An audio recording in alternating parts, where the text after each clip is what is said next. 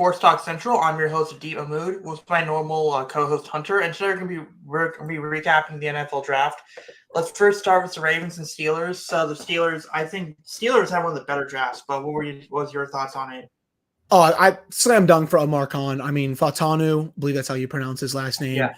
Arguably the best tackle in the draft to date. And he can play left or right. If he plays right, this allows Broderick Jones to slide over to his natural position, which is left tackle. Now, if he plays left, Broderick's still going to have to play right. But this also means Dan Moore is probably going to be riding the bench for most of this year, which I'm fine with. I think he's really struggled these past couple of years. He's heading into the last year of his contract. You want to shore up that position because you're not going to bring back Dan Moore after the season. So slam dunk pick, if you ask me. And then you get Zach Frazier in the second round. You get your starting center. The Steelers have a long history of great centers, namely Marquise Pouncey, especially recently, I should say, Adit. They really needed to find that next great center. And now for the next several years, you got Frazier at center, Jones and Fatano are your tackles. You got James Daniels at guard, and you got Samalu,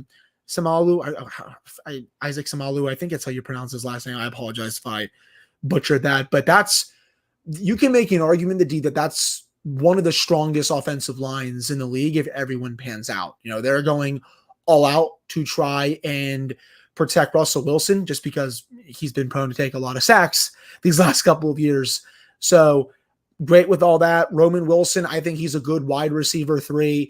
I still think they're lacking a true number 2. If you can maybe get someone like a Cortland Sutton, if you can try to pry Deebo Samuel out of San Francisco, if they maybe want to trade him still, we'll see. But I still think they need another wide receiver to really complement that group. Because right now, you got George Pickens, Van Jefferson, potentially Cordell Patterson, Roman Wilson, a couple others. Outside of Pickens and maybe Wilson, that doesn't inspire that much confidence. So I would like to get another wide receiver, and they're a veteran, I should say. And Omar Khan kind of hinted at that at his end of draft press conference, saying that they restructured some money. They have the wiggle room if they want to add it. I expect them to add, I think, at least another wide receiver before the season starts. Peyton Wilson, him, Adit, he was all over the field against Virginia. Was he a quarterback as well at one point? What'd you say? Wasn't he a quarterback as well and switched to linebacker? Or he might have been. I think you might be right about that. But when he played Virginia Tech in that game in November, he was all over the field. Like, he was one of the NC State's best defenders. He's doing a really good job trying to shut down Bashal Tootin and Kyron Drones. I knew NC State had a player, at the end of that game. He was legitimately good. Obviously, the big question is his health. But if he can stay healthy, that's someone that could potentially play next to Patrick Queen at times. I'm looking forward to that. You got the other offensive lineman they got. I mean, he's a tank. I think he's going to be reserved backup at least to start the season, but he's a tank. And then they got a couple other players down the draft. They got a cornerback. They got a defensive tackle from Iowa. So all in all, I would give this draft an A for Omar Khan. Indeed, they still have some needs to address. For example, another cornerback, either inside or outside, and a wide receiver, a veteran. But all in all, I'm really happy with the draft that the Steelers had. Yeah, there's a couple notes here. So I think this is definitely going to hinge on the 3-0 linemen because, like you said, they had an issue at wide receiver. They traded away Deontay Johnson. And Roman Wilson, I think, is a good fit. I think he's a good player. But like you said, he's not that superstar stud receiver. Like, if they swapped out, and I know Zach Frazier is good, but if they swapped out, and I believe he was still available, whoever still available, but A.D. Mitchell, someone like A.D. Mitchell there, at 51, and then go and get center later on, I think that would have been much better. Like, that wide receiver core would have looked much better with A.D. Mitchell, Pickens, Van Jefferson as well. So, and you still probably could have gotten Roman Wilson on the next pick. So I think maybe you could have substituted Frazier or one of these other picks for a receiver. I am kind of interested about James Daniels because I know he's on a big contract. Is his contract almost up, or? I believe it's up after this season. Or no, after one more season after this one, I believe it's when it's up. Okay, that would explain why they had multiple linemen, because I remember they went out and got him, and that was like a big deal when he was signed. Mm-hmm. But the Ravens, so obviously what's going to be, they went out and got the Clemson corner, Nate Wiggins. I know a lot of people were. Who apparently he was in the bathroom when they called him. Yeah. Did you see that? Yeah. So, and I think one of the issues with Nate Wiggins was I think one of the issues that he wasn't like a receiver. And look, throughout the entire draft process, it was wide receiver, O tackle, wide receiver, tackle. Like it was going to be one of those positions, and fans were saying if it's one of those two, we're good. If it's not, then they're going to have an issue with it. Cornerback, especially in the last couple of weeks, where it's kind of becoming more and more of an interesting need, and especially when Eric DeCosta was saying something about how the cornerback depth isn't great. It's definitely so. I was expecting it, and then Daniel Jeremiah mocked Wiggins to the Ravens. I think Wiggins was very clearly one of their number one guys because it was 7 seconds from the moment they were on the clock to turn the pick in. It was that quick, so they didn't even think of anyone else. I was kind of surprised because obviously Cooper DeJean. It would have been really interested to see because obviously there's that Iowa connection between the Ravens and Iowa. They lost Geno Stone, who also came from Iowa, so there was a need there. And Marlon Humphrey was on Bobby Trossett's podcast, and he said he kind of plays like Kyle Hamilton, and we already have one of those, but it's a good problem to have if you have two Kyle Hamilton type players at the same time. So it was interesting that they chose him. They chose to pass up on him. Of course, he went to the Eagles. I think everyone kind of expected Cooper DeJean was probably going to go to a team like the Eagles. Everyone kind of expected. I think you probably expected that as well. But I like that pick. Rosengarten, good tackle, versatility over multiple positions. Right tackle for Washington, which, by the way, because Penix is a left tackle, lefty, he was protecting the blind side. So you do have, he does have experience there. Fastest 40 time, 4.92 seconds. Really athletic. And one of the big notes that a lot of people like Cole Jackson was saying was with Greg Roman, you wanted big and powerful for the run game. With Todd Monken, you want 5-man protection. You don't want to use Ricard as a primary block, as a primary lineman or as a support lineman. I think Pat Ricard would succeed really well as a secondary blocker where he would have to handle the linebackers. So you need guys who can guard on protect on an island, and that's what Rosengarten is. Adisa Isaac, I get it. Odafe Owe, he wasn't very productive, or what I get that, but he had more production than Adisa Isaac, even though if Adafe's ceiling is higher, Adisa Isaac is more of a. I think he had more production, even though he had Chop Robinson on the other side. But good pickup there, at least as a rotational piece. Tez Walker, speedster, like I said, speedster needs more development, but you're gonna stack the box. You have to stack the box against the Ravens. So you get someone with 4.36 speed. Especially if you put him on the outside with Zay Flowers and one of Likely and Andrews. That's actually you get some more one-on-one matchups. You can coach him up. That's pretty good there. TJ Tampa was projected to be a day 2 pick for most people. They got him in the 4th round. That is a good value pick, and I think day 3 was a lot of value picks. I understand they had Leary, the quarterback that was at NC State, and then went to Kentucky, and people were asking, why do you need a quarterback? Right now, your backup quarterback is Josh Johnson and Malik Cunningham. And Huntley signed with the Browns. You need another quarterback. You need a backup quarterback. And I get it. Josh Johnson is experienced, but he's bounced around multiple times with many teams for a reason. Malik Cunningham, is he a quarterback? Is he a receiver? What is he? So you need that guy. And Dennis Leary is definitely Leary is definitely for a good fit right there. So I like I do like their draft picks. It's definitely high value in day 3. I understand they could have done more on the O-line, but they got Andrew Voorhees. They got Voorhees in there from last year. He's going to be your left guard projected. Rosengarten's probably your right tackle projected. So you have enough. They have like 9 or 10 O-line. You still got McCary. I like the draft. But let's talk about the rest of the AFC North. What are your thoughts on their draft, Bengals and Browns? I mean, the Browns, they finished up the Deshaun Watson deal, which, I mean, if you saw that whole thing, they didn't even have their first round pick. I still thought their draft was fine. The Bengals draft I thought was pretty solid as well. They got Mims, obviously, in the first round.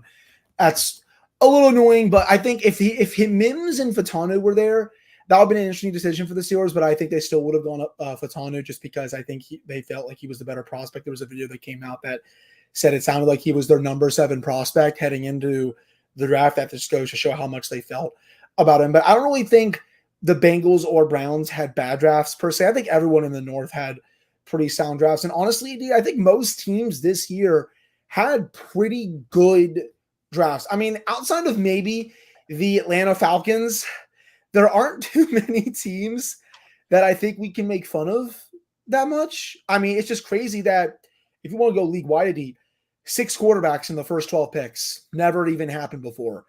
It goes to show how desperate teams are getting for a quarterback play.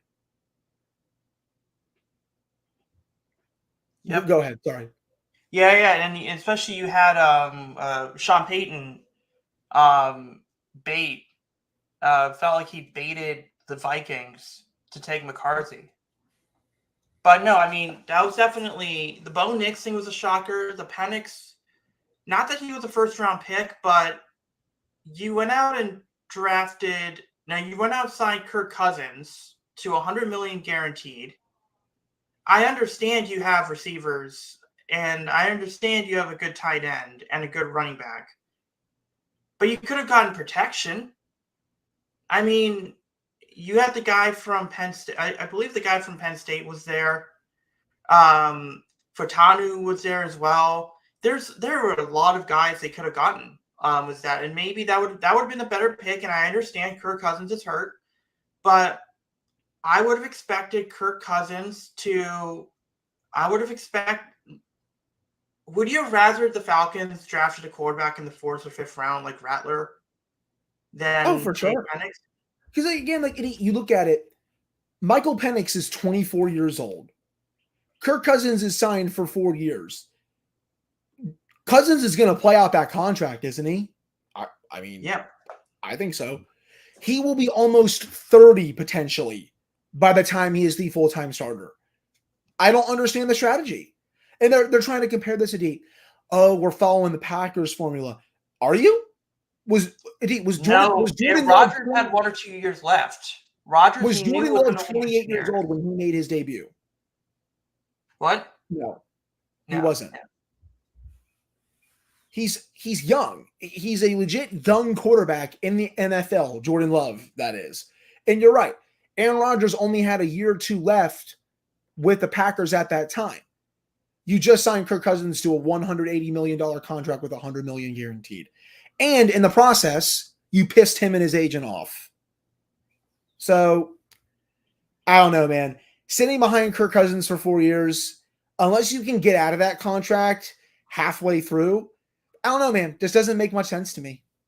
Unless you can find someone that's willing to trade for Kirk Cousins and take the dead cap, and you're willing to take the dead cap hit. But even then, the thing that confuses me is, are you going to pay Drake London, and how much is he going to ask for? Are you going to pay Bijan Robinson? Are you going to like?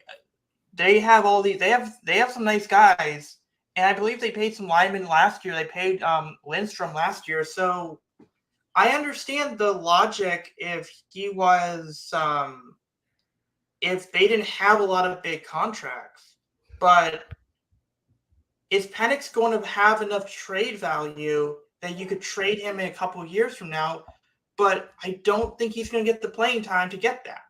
No. And the dead cap hit for Kirk Cousins is going to be too large for you to draft him, like for you to trade him to someone else, and you don't have the cap space.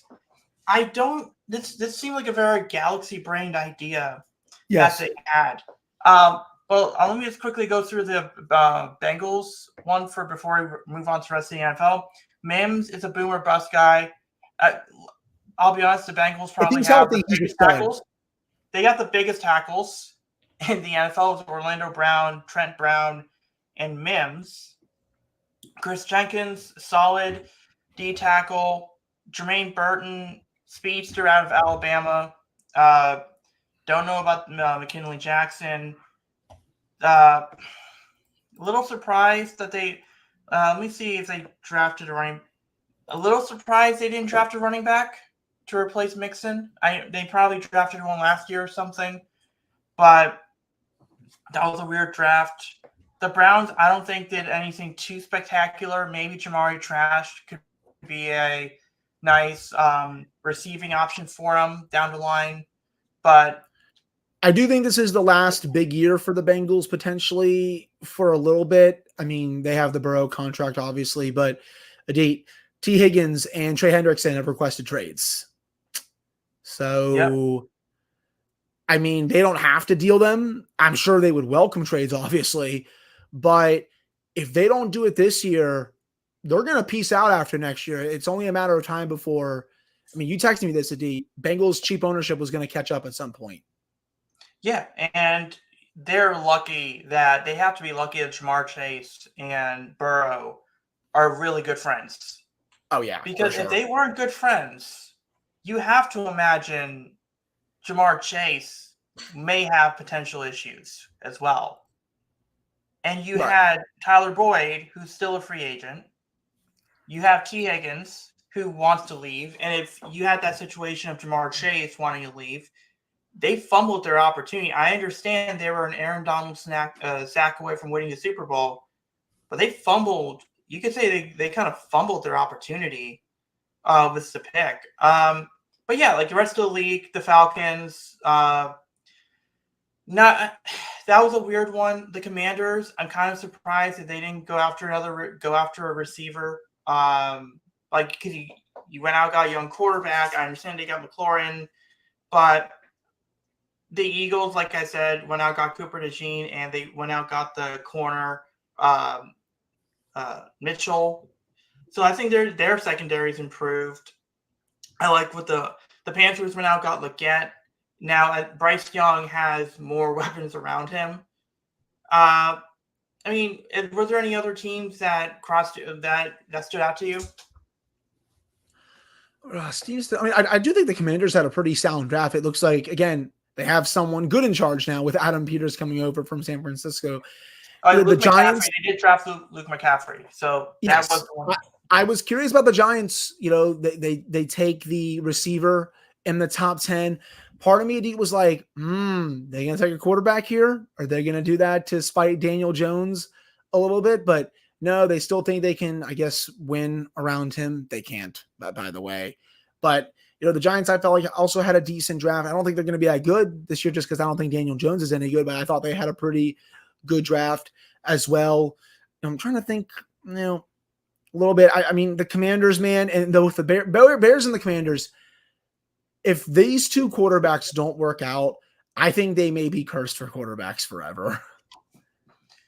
Yeah, no, and a few other teams. The Seahawks went out, drafted Byron Murphy II. He's probably going to be Mike McDonald's probably looking at him as a Matabike type that he can use in that interior D line. Christian Haynes, guard, pretty solid guard there. Let's see. The Buccaneers, Jalen McMillan.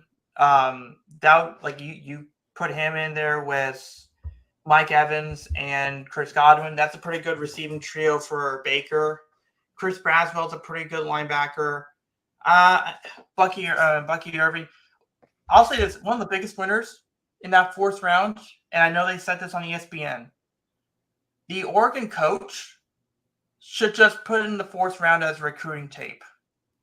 Because how many players out of Oregon were drafted in that fourth round? Right. So, if you look at Giants, Malik Neighbors, they did draft once a guy from LSU, and that was pretty good. Tyler Newman's a pretty good safety. The Chiefs had a good draft. I mean, you could talk about. Yeah, indeed. They get the fastest player in the draft. Tyreek Hill part 2 if he pans out. Yeah, and also Jared Wiley, the tight end from TCU. I mean, he is really athletic. I was a little surprised by the Hunter Norzad pick. Kareem Humphrey is a solid center. I mean, maybe they look at Norzad as kind of a guard or center prospect. I mean, it's a little surprised there. A few others. The Jaguars, Brian Thomas Jr., that's very clearly a Ridley replacement. So they did. Other than that, I mean, there wasn't really anything that stood out. I mean, the Lions, Harry and Arnold and Rakestraw Jr., good start. I think, especially when you go later on in their draft was a little weaker. The Broncos, I don't understand the quarterback situation. Should we list off the quarterbacks they have there? Zach Wilson, Bo Nix. Bo Nix. It's bad. Peter, that quarterback room is bad, man. I think it's I'm double checking right now because I know they have a couple others there as well. Yeah, so I got you, Adi. Bo Nix, Zach Wilson, Jarrett Stidham, Ben DiNucci. Is that the worst quarterback room you've ever seen? That sounds like when you go to a fast food place and you see a bunch of workers. I mean, they're clearly setting up next year, but next year they don't really have the next year's QB class. What is next year's QB class? Shedeur Sanders, Quinn Ewers. Yep. No, Miller. The Georgia kid. Yeah, can't remember. Carson Beck. I don't know about the Alabama quarterback Milroe. I don't think he's eligible next year, right? Is he, or is it a year? He actually might be eligible next year. I think he'll be a junior this year, right? Think so. Yeah, so I think he should be eligible if he's a junior. Yes. Yeah. Bears. I do. Obviously, Caleb Williams, number 1 overall. Roma Dunze, number 9. He could have, if he has a good year. I don't know if he'll declare, but Kyron Drones, potentially. Yeah, I think it's too early to tell. Yeah. What draft he would be in. Because he'll have more years of eligibility after this year anyway. Yep. Yeah, and then Bills have Keon Cole. Bills drafted Keon Coleman. There's your Stephon Diggs replacement. I mean, does that really improve the Bills receiving core? They're a team that makes a lot of sense for a veteran wide receiver trade like Samuel or Ayuk. They should go after one of those two. Yeah, and then Ricky Pearsall was a bit of a surprise. That was a surprise pick for me.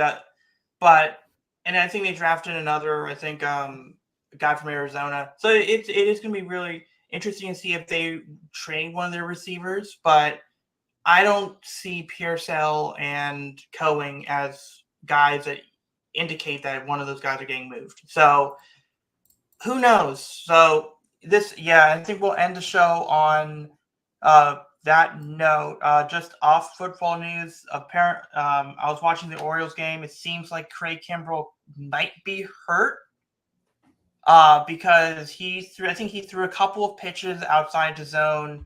Brandon Hyde and the manager came and the health one of the doctors came out.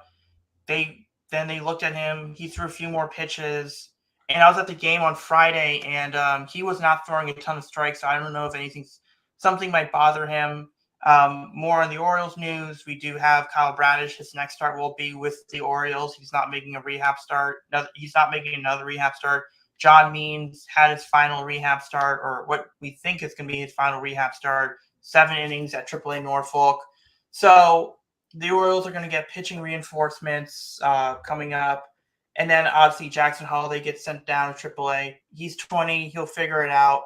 But it is really, like I said a couple weeks ago, it's really funny seeing the same fans that say, oh, he's ready, be the first to say, oh, he needs to go down to AAA.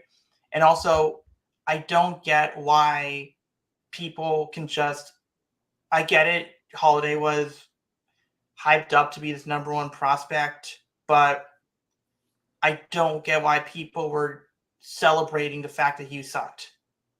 And I don't get why some people were treating were joking about, oh, Holiday looks like a lesbian. So I don't get that it's just I think it was like one or two accounts, but it was the weird thing, Hunter, was because Holiday got married. So some of these people put up a picture of him and his wife. Really? Yeah, no, I'm not kidding. So it is weird. It is awful that some people can't act emotionally towards something like this. He'll be up. He'll be up. He just needs to work on a few things. Yeah. So next show we'll probably talk, depending on the news, whether it's football or baseball. But this was just a short episode to recap the NFL draft, and we'll see you next week. Yeah, I will say for the Nats, they were down 7-0 today. It's now 12-9 Washington because the Marlins are 6-22 this year. So that's been a fun series to watch. This Nats team's actually been more fun to watch than I thought they would be. They're a scrappy little bunch. Yeah, and right now I'm just after this I'm going to check what Brandon Hyde says if there was an injury, because it could seem like Craig Kimbrell could be on the IL because he left.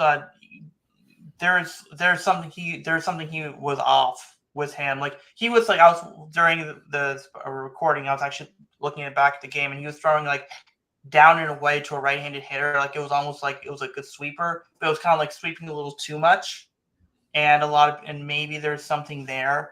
But yeah, I mean, it's definitely the A's are a much better team than people give credit for, but this might be the remember the movie Major League? Yeah. Long time. Yeah. They might be this year's they might be the major league team. Like you have an owner that's just a dirt bag. Right. And clearly setting up the team. But yeah, the Orioles lost 7-6, but like I said, Kimbrell might be hurt. That's the more important thing, whether he's good, whether they need to make a move. But like I said, pitching, Orioles pitching should be improved next couple weeks, and then we might get, honestly, a week and a half from now, a rotation of Corbin Burns, Grayson Rodriguez, Kyle Bradish, John Means, and a Dean Kramer or a Dean Kramer. That's a pretty good one. That's a pretty good one through 6, right? Yeah, that's a pretty good 1 through 6, and then that's gonna be really interesting. Does Albert Suarez go to the bullpen? Does Tyler Wells go into the bullpen? So it is gonna be really interesting what they do there. Also, I mean, we do have is it fair to say the White Sox are dead?